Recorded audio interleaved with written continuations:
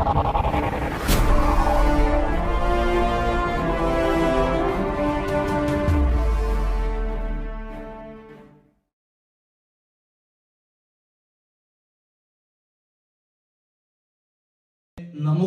വരുന്ന ശത്രു അതെന്തുവാണ്? രോഗമാകാം, തകർച്ചയാകാം, പരാജയമാകാം. നമുക്കെതിരെ വരുന്ന ശത്രു എന്തുവാണ്? ഇവിടെ ഇരിക്കുന്ന ആളുകൾക്ക് ഇങ്ങനെ ശത്രു ഉള്ളവരുണ്ട്. എന്താ ശത്രു? നമ്മുടെ സമാധാനം കെടുത്തുന്ന ശത്രു. കല്യാണം നടക്കാത്തതാകാം, സ്ഥലം വിൽക്കാത്തതാകാം, രോഗം മാറാത്തതാകാം, എന്തുവാണെങ്കിലും വചനം പഠിപ്പിക്കുകയാണ്, നമുക്ക് എതിരെ വരുന്ന ശത്രുക്കളെയും ലോകം മുഴുവനെ തന്നെയും ഒരങ്കുലി ചലനം. എന്താണ് അങ്കുലി എന്ന മലയാള വാക്കിന്റെ അർത്ഥം?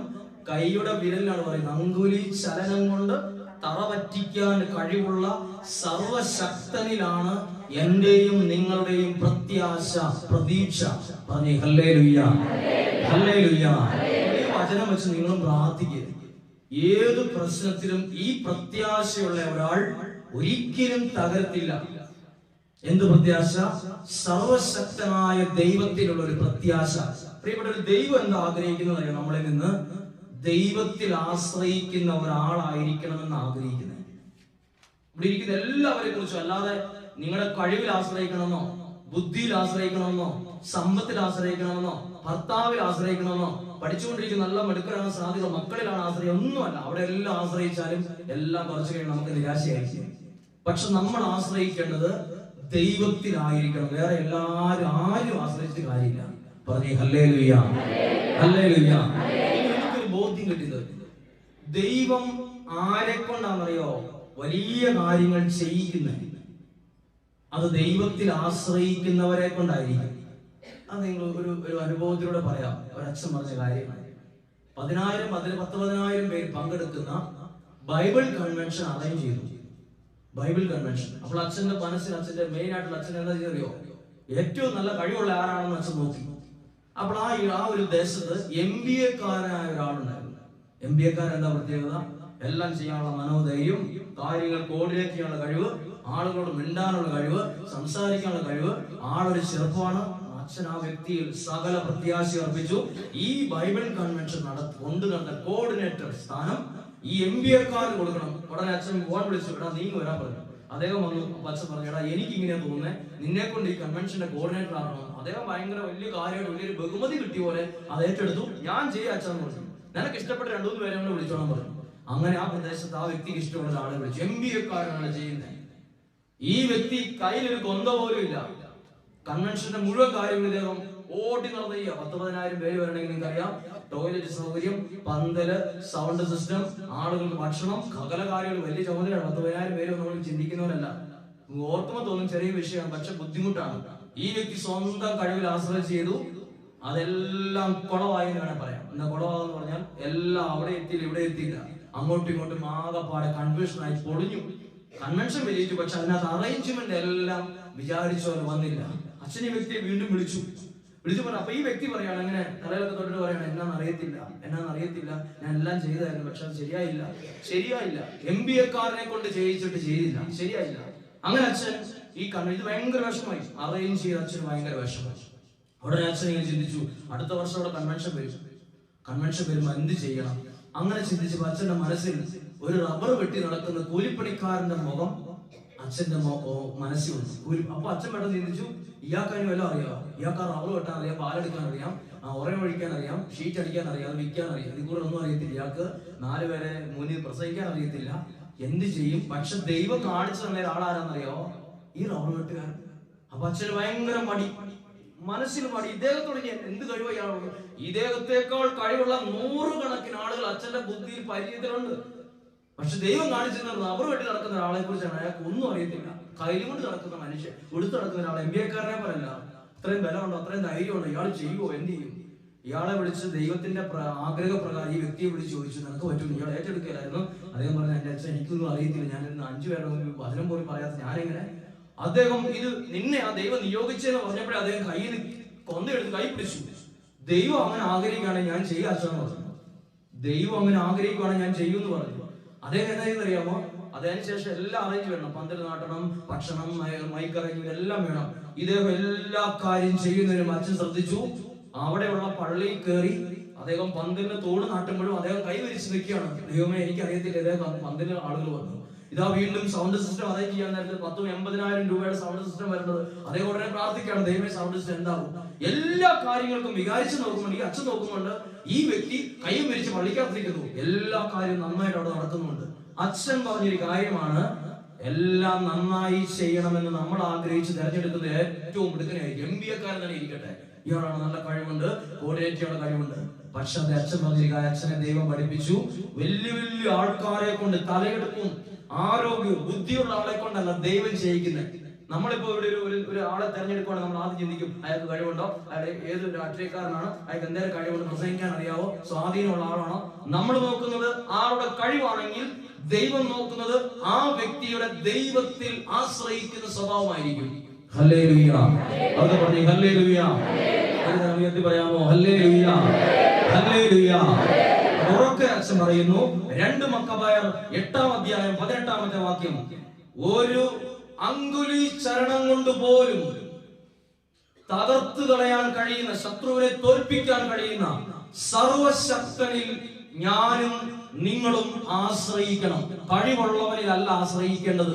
സ്വന്തം ബുദ്ധിയിൽ, ആരോഗ്യത്തിൽ, പഠനത്തിൽ, എഴുതി കിട്ടിയ സർട്ടിഫിക്കറ്റ്, എന്റെ പഠിത്തം, എന്റെ സ്വാധീനം, ഇതൊന്നും ആശ്രയിക്കരുത്. ദൈവത്തിൽ ആശ്രയിക്കുക. പറഞ്ഞേ ഹല്ലേലൂയ. ഈ ഒരൊറ്റ കാര്യം മതി. ദൈവം എന്നെ കൊണ്ടും നിങ്ങളെ കൊണ്ടും ഒരുപാട് കാര്യങ്ങൾ നമ്മൾ വിചാരിക്കുന്നേക്കാൾ നന്നായിട്ട് ചെയ്യും. ചില ആളുകൾ പറയുന്ന കുടുംബജീവിതം നന്നായിട്ട് കൊണ്ടുപോകാൻ പറ്റുന്നില്ല. എന്താ പറ്റാത്തത്? ആൾക്ക് കഴിവില്ലാത്തോണ്ടല്ല, പൈസ ഇല്ലാത്തോണ്ടല്ല. പൈസയുള്ള ആൾക്കാർ വന്ന് പറയാണ്, വീടുള്ള ആൾക്കാർ വന്ന് പറയാണ്, ജോലിയുള്ളവർ പറയാണ് കുടുംബജീവിതം ശരിയാകുന്നില്ല. അപ്പൊ അതിന്റെ അർത്ഥം എന്താണ്? പൈസ കൊണ്ട് കുടുംബജീവിതം ശരിയാക്കാൻ പറ്റില്ല. ദൈവത്തിൽ ആശ്രയിക്കുന്ന ഒരു സ്വഭാവമുള്ള ഒരു ഭർത്താവിനെ ആ കുടുംബം നല്ല രീതിയിൽ കൊണ്ടുപോകാൻ പറ്റുള്ളൂ.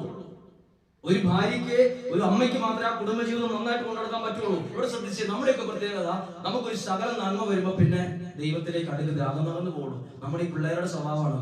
പിള്ളേരുണ്ടായി കഴിഞ്ഞ ആദ്യം 1-ാമത്തെ വയസ്സിന് 1-2 വയസ്സാകുമ്പോ അമ്മയോടും അപ്പനോടൊക്കെ പറ്റി ചേർന്ന് നിൽക്കുന്ന സ്വഭാവമാണ്. 5 വയസ്സ് വരെ കുഴപ്പമില്ല. സ്കൂളിൽ ചേർക്കാൻ തുടങ്ങിയാലോ കുറച്ച് പുറത്ത് 2 കൂട്ടുകാരായി കഴിയുമ്പോൾ ഇച്ചിരി ഞെളിയാൻ തുടങ്ങും. പിന്നെ ഒരു 10-ാം ക്ലാസ്സിൽ എത്തുമ്പോഴോ പറഞ്ഞാൽ കേൾക്കാതാവും, ഇച്ചിരി അകലും. ഇച്ചിരി ജോലി, ഇച്ചിരി കൈ പൈസ വന്നാലോ പിന്നെ അമ്മയെ ഫോൺ വിളിക്ക് കൊടുത്തില്ല. അമ്മ അപ്പുറത്ത് പിന്നെ പരിസരത്തൊന്നും, ഞാൻ ആദ്യത്തെ വണ്ടിക്ക് പോക്കോളാം, അമ്മ 2-ാമത്തെ വണ്ടിക്ക് വന്നാൽ മതി എന്ന് പറയും. ഇപ്പൊ അമ്മയെ വേണ്ട. അതായത് നമുക്കും ഇങ്ങനെയാണ്. നമ്മൾ ആ ദൈവത്തിൽ ആശ്രയിക്കുന്നത്, നമുക്ക് ഇച്ചിരി പൈസയും, ഇച്ചിരി ജോലിയും, ഇച്ചിരി തൊലിവെളുപ്പും, ഇച്ചിരി സൗന്ദര്യവും, ഇച്ചിരി സാമ്പത്തികവും വന്നു നമ്മൾ അത് കുറയ്ക്കും. എന്നാൽ ഞാൻ നിങ്ങളോട് ആവശ്യപ്പെടും, വെള്ളിയാഴ്ച ദൈവാശ്രയത്വം കൂട്ടണം. നിങ്ങൾ ദൈവത്തിൽ ആശ്രയിക്കുന്ന ഒരാളാണെങ്കിൽ വേറെ ഒന്നിനും ഒരു കുഴപ്പവും വരത്തില്ല. ഹല്ലേലൂയ. നിങ്ങളെ കൊണ്ട് ഒരുപാട് കാര്യം ദൈവം ചെയ്യിക്കും. നിങ്ങളൊരു ബിസിനസ് നടത്തുന്ന ആളാണോ, നിങ്ങൾ ആ ബിസിനസ്സിലും നിങ്ങളുടെ കൂടെ നിൽക്കുന്ന സഹപ്രവർത്തകർ ആശ്രയിക്കരുത്.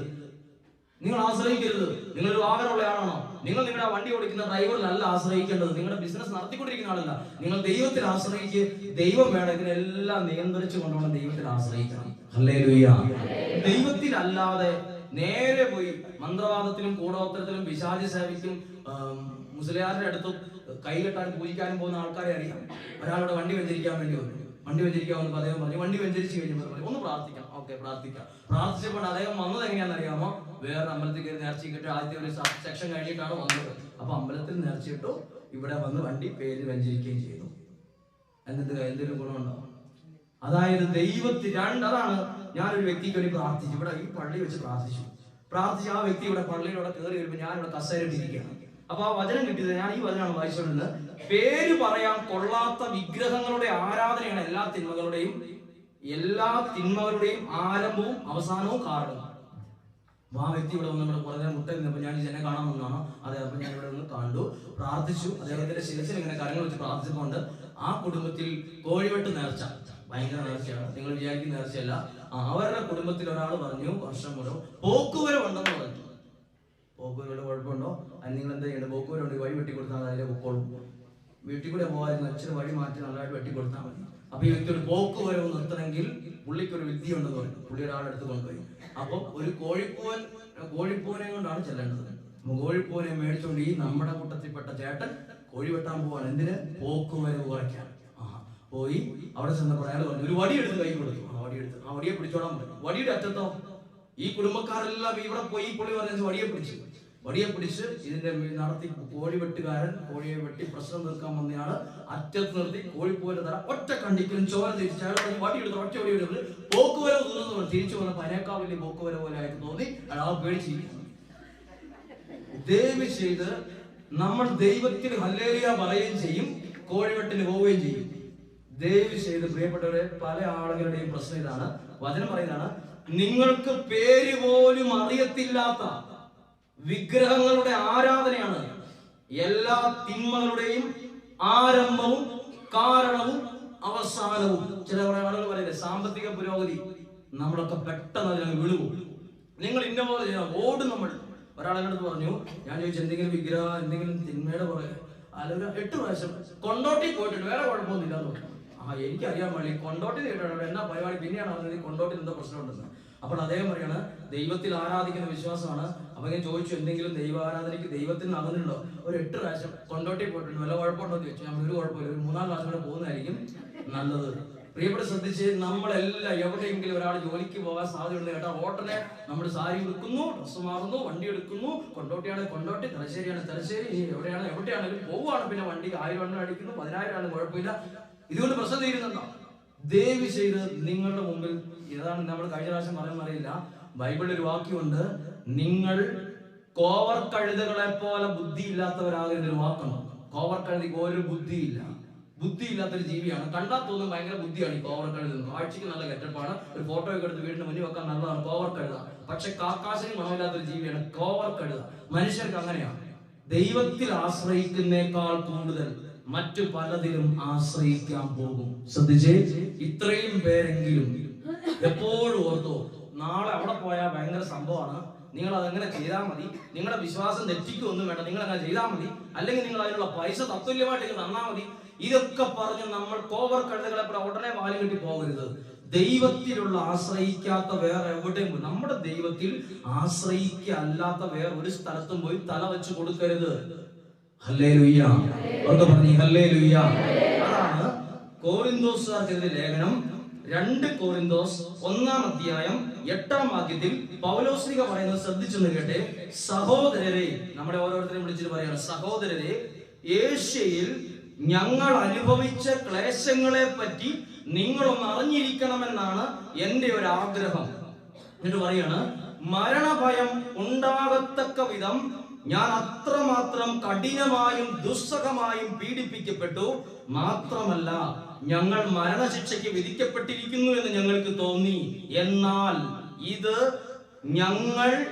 ഞങ്ങളിൽ തന്നെ ആശ്രയിക്കാതെ മരിച്ചവരെ ഉയർപ്പിക്കാൻ കഴിവുള്ള ദൈവത്തിൽ ആശ്രയിക്കാൻ വേണ്ടിയാണ്. ഇനി എന്തെങ്കിലും വിഷമങ്ങളോ പ്രശ്നങ്ങളോ ഇവിടെ ഉള്ളവർ നിങ്ങൾ ശ്രദ്ധിച്ച്, ഇതെല്ലാം തകർച്ചയ്ക്കാണ്, എല്ലാം താഴോട്ട് പോകാനാണ് ചിന്തിക്കരുത്. മരിച്ചവരെ ഉയർപ്പിക്കാൻ കഴിവുള്ള ഒരു ദൈവത്തിൽ ആശ്രയിക്കാനാണ്. ഹല്ലേലൂയ. അതുകൊണ്ട് ഒരു പ്രതിസന്ധി വന്നു, അത് മാറാൻ വേണ്ടി ഞാൻ കോഴിക്കോട് പോയിട്ട് തിരിച്ചു വരിക. കോഴിക്കോട് പോയിട്ട് തിരിച്ചു വരുമ്പോൾ എനിക്ക് പരിചയമുള്ള ചേട്ടൻ ഇതാ 3 KSRTC ബസിന്റെ 3 സീറ്റിന്റെ മുന്നിൽ ആ ചേട്ടനെ കണ്ടിട്ടില്ല. ആ ചേട്ടൻ ഇങ്ങനെ അടിവാരെത്താറാകുന്നതിന് കുറച്ചും അവിടെ ഒരു മുസ്ലിം പള്ളിയുണ്ട്. എത്തുന്നതിന് മുമ്പ് കുറച്ച് പൈസ എടുത്ത് കൈ പിടിച്ച് അതാണ്ടൊക്കെയോ ഇങ്ങനെ പിടിച്ചോണ്ടിരിക്കണം. അപ്പൊ എനിക്കറിയാവുന്ന ചേട്ടനാണ്, ഏത് അടവക്കാരാണെന്ന് എനിക്കറിയാം. കൃത്യ പള്ളി എത്തി മുമ്പിൽ അവിടെ എഴുന്നേറ്റിട്ട് ഒരു ഒറ്റ എങ്ങോട്ട് എറിഞ്ഞാണ്? കുരിശുള്ള ഒരു സ്ഥലത്തേക്ക് അല്ല എറിഞ്ഞത്. പുള്ളി മുടങ്ങാതെ ഒരു സ്ഥലത്ത് പ്രാർത്ഥിക്കാൻ പോകുന്ന ആളാണ്. മുടങ്ങാതെ എല്ലാം ദൈവങ്ങൾ കാണുമ്പോൾ നടക്കുന്ന ആളാണ്. ഞാൻ ഞെട്ടിപ്പോയി. ഈ വ്യക്തി പൈസ കീശയെടുത്ത് ഒറ്റ കയറ്. എന്നിട്ട് പുള്ളി നോക്കി, അടുത്തിരിക്കുന്ന ആൾ കണ്ടോ, ഇപ്പുറത്തിരിക്കുന്ന ആൾ കണ്ടോ, കുഴപ്പമില്ല, ആര് പറഞ്ഞിട്ടില്ല, ഞാൻ അവിടെ ഉണ്ട്. ഇറങ്ങാൻ നേരത്തെ പുള്ളിയെ കണ്ട എന്നോട് ചോദിച്ചു, അച്ഛൻ എവിടുന്ന? ഞാൻ പറഞ്ഞു, അടിവാരത്ത് കയറുക. പുള്ളിക്ക് ടെൻഷൻ ആണ്. എന്നൊരു ഒത്തു കിട്ടിയാൽ പറയാനുള്ളത്, ബസ് എന്ന് പറയേണ്ട കാര്യമല്ലല്ലോ, അടിവാരത്ത് കയറിയെന്ന്. ശ്രദ്ധിച്ച്, നമ്മൾ വലിയ പ്രാർത്ഥനക്കാരാണ്, പക്ഷെ പെട്ടെന്ന് വീണ് പോകുന്നവരാണ്. ഇവിടെ ശ്രദ്ധിച്ചു, ഇനിയെങ്കിലും ഓർക്കൂ, പ്രശ്നങ്ങളും പ്രതിസന്ധികളും പരീക്ഷണവും സഹനവും കല്യാണം നടക്കാത്ത അവസ്ഥയും ചില രോഗാവസ്ഥയും സാമ്പത്തിക തകർച്ചയും കടബാധയും ഒക്കെ വരും. ഇതെന്തിനാണെന്നറിയാമോ? പൗലോസ്ലീഹ പറയാണ്, മരിച്ചവരെ ഉയർപ്പിക്കാൻ കഴിവുള്ള ദൈവത്തിൽ ഒരാൾ ആശ്രയിക്കാൻ വേണ്ടിയാണ്. നിങ്ങൾ നിങ്ങളുടെ മക്കളെ പഠിപ്പിക്കുന്നതെന്നറിയോ? നിങ്ങളുടെ ബുദ്ധിയിൽ ആശ്രയിക്കാനല്ല, അവരെ ദൈവത്തിൽ ആശ്രയിക്കാൻ പഠിപ്പിക്കണം. ഇനി ശ്രദ്ധിച്ച്, പഴയ നിയമത്തിൽ ദൈവം ഒരാളെ വിളിച്ചു. ആരെ വിളിച്ചത്? മോശനെ വിളിക്കുന്നത് ചരിത്ര 80-ാമത്തെ വയസ്സിലാണ്. മോശയെ വിളിക്കുന്നത് എപ്പോഴാണ്? 80 വയസ്സിന് ശേഷമാണ് മോശയെ വിളിക്കുന്നത്. മോശയ്ക്കൊരു 50 വയസ്സ് വരെ നല്ല പ്രായം ഉണ്ടായിരുന്നു. അപ്പൊ മോശ ചെയ്ത് തന്നെ, മോശ കൊട്ടാരത്തിലായിരുന്നു, ഒരാളെ തന്റെ കൂട്ടത്തിൽപ്പെട്ട ഒരാളെ ഉപദ്രവിക്കുന്നു കണ്ടപ്പോ പോയ ആളെ തല്ലി കൊന്നു. അപ്പൊ മോശയ്ക്ക് നല്ല ആരോഗ്യം, നല്ല കാര്യങ്ങൾ ഒറ്റയടിക്ക് ചെയ്യും. ഒരാളെ ഒറ്റയടിക്ക് കൊല്ലാനുള്ള ധൈര്യം ഉള്ളപ്പോ ദൈവം മോശയെ വിളിച്ചിട്ടില്ല. മോശയെ വിളിച്ചത് എപ്പോഴാണെന്നറിയോ? മോശയ്ക്ക് കുറച്ച് വയസ്സായി, 80 വയസ്സായി. മോശയെ വിളിക്കുകയാണ്. അപ്പൊ മോശ പറഞ്ഞ, എനിക്ക് വയ്യ, എനിക്ക് പറഞ്ഞാൽ തിരിയത്തില്ല, എനിക്ക് കഴിവില്ല. ദൈവം മോശയെ തിരഞ്ഞെടുക്കാനുള്ള കാരണം എന്താണ്? മോശ ദൈവത്തിൽ ആശ്രയിക്കാൻ പഠിക്കാൻ തുടങ്ങി. ഹല്ലേലൂയ. ഇനി നിങ്ങൾ ഓർത്തോ, നിങ്ങൾ എന്ത് സാമ്പത്തിക പ്രതിസന്ധിയോ രോഗമോ കടബാധ്യതയോ പ്രശ്നങ്ങളോ ആയിക്കോട്ടെ, മനുഷ്യരിൽ ആശ്രയിക്കുകയല്ല, ദൈവത്തിൽ കണ്ണും പൂട്ടി ആശ്രയിക്കുക. അവിടെ എല്ലാ ഉത്തരവും ഉണ്ട്. ഈ ലോകത്തിൽ നിങ്ങൾ ആശ്രയിക്കുന്നത് പണത്തിലാണെങ്കിൽ അത് എപ്പോ വേണേലും 4 വഴിക്ക് പോകാം. ആരും സ്വന്തം ശരീരത്തിന്റെ മസിൽ പവറിൽ ആശ്രയിക്കരുത്. ഒരു പനി വന്നാൽ തീർന്നു മസിൽ പവറും. ഒരു ഡെങ്കിപ്പനി വന്നാൽ കയ്യും കാലും അനക്കാൻ പറ്റത്തില്ല. അത്രേ ഉള്ളൂ നമ്മുടെ ശരീരത്തിന്റെ പവർ. ഒരു പനി വന്നാൽ തീരണ ആരോഗ്യം, ഒരു ജലദോഷം വന്നാൽ 4 ദിവസം നമുക്ക് തലവെക്കാൻ പറ്റാത്ത ഒരു ക്ഷീണം, ഒരു ഗുളിക കഴിച്ചാൽ തന്നെ നമുക്ക് ആകപ്പാടെ പരവേശം, എല്ലാം ഇത്രേ ഉള്ളൂ നമ്മുടെ ശരീരത്തിൽ. അപ്പൊ ശരീരത്തിൽ ആശ്രയിക്കാൻ കൊള്ളിയല്ല, അതെപ്പോ വേണമെങ്കിലും പോകാം. ഇനി പണത്തിലോ 1 കോടി രൂപയുള്ള ആള് നമുക്ക് പൈസ ഇരിക്കും, അതൊരു മാസം കൊണ്ട് തീരും. 4 വഴിക്ക് പോകാൻ അധികം സമയം വേണ്ട. 1 കോടി അല്ല 10 കോടി രൂപ 4 വഴിക്ക് ചെതറിപ്പോകാൻ അധികം നാളുകൾ വേണ്ട. പണത്തിൽ ആശ്രയിക്കരുത്, ബുദ്ധിയിൽ ആശ്രയിക്കരുത്, ശക്തിയിൽ ആശ്രയിക്കരുത്, പണമുള്ള ഒരാളിൽ പോയി ആശ്രയം വയ്ക്കരുത്. ദൈവത്തിൽ മാത്രം ആശ്രയിക്കുക. പറഞ്ഞേ ഹല്ലേലൂയ. ഈ ഒറ്റ തത്വം മതി ഒരാൾ ജീവിതത്തിൽ വിജയിക്കാൻ. നിങ്ങൾ കഴിവുള്ളവരല്ല എല്ലാം വിജയിച്ചിട്ടുള്ളത്, ദൈവാശ്രയമുള്ളവരാണ് ജയിച്ചിട്ടുള്ളത്. ശ്രദ്ധിച്ചോ, കഴിവുള്ളവരൊന്നും ഞാൻ ഇടയ്ക്കൊക്കെ നിങ്ങൾ പറയാറുള്ളത്. എനിക്ക് ഓരോ ഇത് പറയാൻ കാരണം അറിയോ? ഇടയ്ക്കിടയ്ക്കെല്ലാം ചില കഴിവുള്ളവരെ കാണുമ്പോൾ ചോദിക്കും, നിനക്ക് ജോലി കിട്ടിയില്ലേ, നീ എവിടെ എത്തിയില്ലേ, നീ ഒരു വീട് പണിതില്ല, നിന്റെ കല്യാണം ശരിയായില്ല, പക്ഷെ നിനക്ക് നല്ല കാഴ്ചയിൽ ഒരു കുഴപ്പമില്ല. പക്ഷെ ആ വ്യക്തിയോട് പ്രാർത്ഥിക്കും, ദൈവാശ്രയത്വം കുറവുണ്ട്, ദൈവാശ്രയത്വം കുറവ്. അതുകൊണ്ട് ശ്രദ്ധിച്ച്, ദൈവത്തിൽ ഒരു തള്ളക്കോഴയുടെ അടുത്ത് ഒരു 10 കുഞ്ഞുങ്ങളുണ്ടെങ്കിൽ അതിലൊരു പ്രത്യേകതയുണ്ട്. ചില കുഞ്ഞുങ്ങൾ ആ തള്ളയോടൊപ്പേ നടക്കുള്ളൂ. എത്ര ആണെങ്കിലും വട്ടം നടക്കും. അതിനകത്ത് 1-2 എണ്ണം കാണും, ഇച്ചിരി തെറ്റിപ്പറഞ്ഞ ഇച്ചിരി മാറിപ്പോയി സ്വന്തം കാല് ആരോഗ്യമായിട്ടില്ല, അതിന് തിന്നാൻ കൊടുക്കും. സ്വന്തം കാല് ചെയ്യാറായിട്ടില്ല, എന്നാൽ ഈ എറിയാൻ കൊണ്ടുപോകുന്നതും വാക്കാൻ പിടിക്കുന്നത് ഏത് കുഞ്ഞായിരിക്കും? ഇത്തിരി തെന്നി മാറി നിൽക്കുന്ന കോഴിക്കുഞ്ഞായിരിക്കും ആദ്യം പിടിക്കുന്നത്. അല്ലാത്ത കുഞ്ഞുങ്ങളൊക്കെ പെട്ടെന്ന് ആപത്ത് വന്നാൽ, ഒരു വിഷമം കേട്ടാൽ പെട്ടെന്നൊരു അസ്വസ്ഥത, പെട്ടെന്ന് ഈ തള്ളക്കോയുടെ ചിറകിൽ അഭയം പ്രാപിക്കും. എന്ന് പറയുന്നത് പോലെ എന്റെയും നിങ്ങളുടെയും ജീവിതത്തിൽ ദൈവത്തിൽ നിന്ന് മാറി, എനിക്ക് ചില ആരോഗ്യമുണ്ട്, ഞാൻ ഒറ്റയ്ക്ക് ആയിക്കോളൂ, എനിക്ക് ചില പൈസ ഉണ്ടാക്കാനുള്ള കഴിവുണ്ട്, ഞാൻ എന്താന്ന് നിങ്ങൾ വിചാരിച്ച് ഈ ചിന്ത മാറി പോകരുത്. ദൈവാശ്രയത്വം കുറയുന്ന വ്യക്തികൾക്കായി ഈ പ്രശ്നങ്ങൾ വരുന്നത്. പറഞ്ഞേ ഹല്ലേലൂയ. ഉറക്കെ പറയാം ഹല്ലേലൂയ. ഒരു കരം ഉയർത്തി ഉറക്കെ പറഞ്ഞേ ഹല്ലേലൂയ, ഹല്ലേലൂയ. താഴ്ത്താം, ഒരു നിമിഷം കണ്ണുകൾ അടയ്ക്കാം. നമ്മളിപ്പോൾ കണ്ടത് ഒരൊറ്റ ദൈവവചനമുള്ളൂ, ദൈവത്തിൽ ആശ്രയിക്കണം. ഇവിടെ ഇരിക്കുന്നവർ നല്ല കഴിവുള്ളവരുണ്ട്, ബുദ്ധിയുള്ളവരുണ്ട്, ആരോഗ്യമുള്ളവരുണ്ട്. ഇതൊന്നും നിങ്ങളിൽ തന്നെ ആശ്രയിക്കാനല്ല.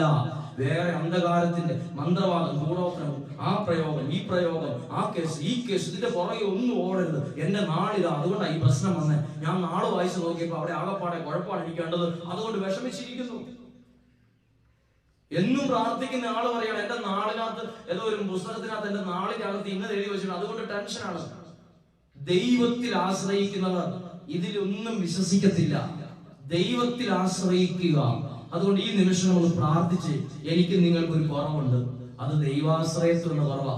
ഇച്ചിരി സാമ്പത്തിക ബുദ്ധിമുട്ട് വന്നാലോ ദൈവാശ്രയത്തൊക്കെ പോയി, എല്ലാ പ്രാർത്ഥനയും പോയി. ദൈവത്തിൽ ആശ്രയിക്കുമോ ഇല്ലയോ എന്നറിയാൻ ചില പരീക്ഷണങ്ങൾ നിങ്ങൾക്കുണ്ടാകും. എന്നാൽ ദൈവാശ്രയത്വം ഓരോ പടി വർദ്ധിപ്പിച്ചു വരണം.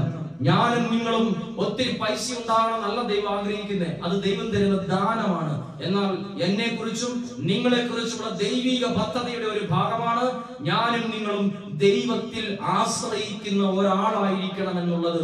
ഒരു കുടുംബനാഥനെ കുറിച്ച് ദൈവത്തിന്റെ സ്വപ്നം, ഈ കുടുംബനാഥൻ ദൈവത്തിൽ ആശ്രയിക്കുന്ന ഒരു വ്യക്തി. ഒരു അമ്മയെ കുറിച്ചുള്ള ദൈവത്തിന്റെ സ്വപ്നം, ഈ വ്യക്തി ദൈവത്തിൽ ആശ്രയിക്കുന്ന ഒരാൾ. ഒരു ഏത് ജീവിതാന്തസ്സിലുള്ള ഒരാളെ കുറിച്ചും ദൈവത്തിന്റെ ആഗ്രഹം, ദൈവത്തിൽ ആശ്രയിക്കുന്ന ഒരാൾ ഒരിക്കലും തകർന്നു പോകത്തില്ല.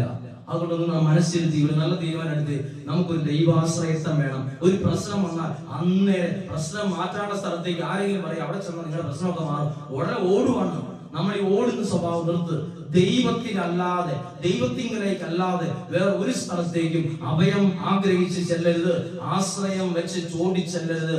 മോശയെ ദൈവം വിളിക്കുന്നത് 80-ാമത്തെ വയസ്സിന് ശേഷമാണ്. മോശ ആദ്യകാലത്ത് മോശയ്ക്ക് ധൈര്യത്തിലും ആരോഗ്യവും ഒക്കെ ഉണ്ടായിരുന്നപ്പോഴല്ല ദൈവം വിളിച്ചത്. മോശയ്ക്ക് സംസാരിക്കാൻ കഴിവില്ല, ആരോഗ്യം കുറഞ്ഞ്, അങ്ങനെ ഒരു ദൈവത്തിൽ ആശ്രയിച്ച ഒരു സമയത്താണ് മോശയ്ക്ക് ദൈവത്തിന്റെ വിളി ലഭിക്കുന്നത്.